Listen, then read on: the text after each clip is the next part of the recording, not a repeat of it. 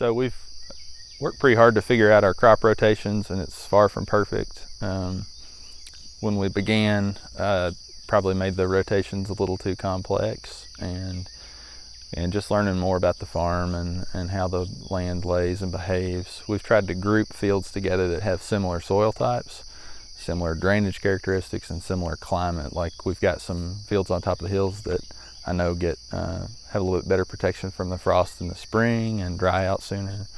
And we group those fields together separate from the bottom land.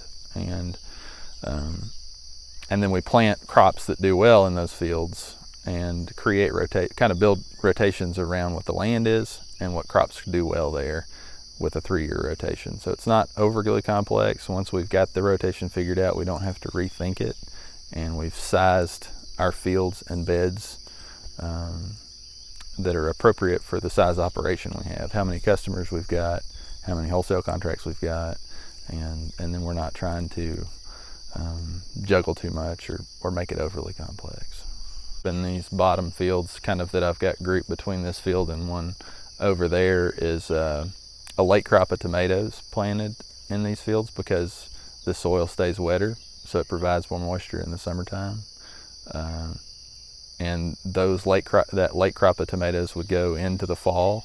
Probably wouldn't have time to get a good cover crop established. So the next spring, when we clean that field up, we would plant it to a brassica, and that brassica would end in July and give us enough time to get a really good cover crop seeded early in the year that's going to provide for the crop of tomatoes in the 3rd year.